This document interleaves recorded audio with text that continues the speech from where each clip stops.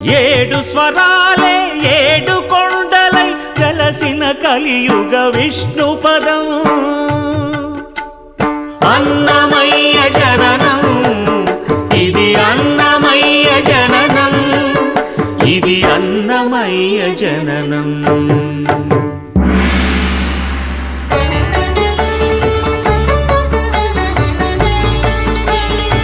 హరిషడ్వర్గము తెగనరికే హరి ఖడ్గం ఇది నందకము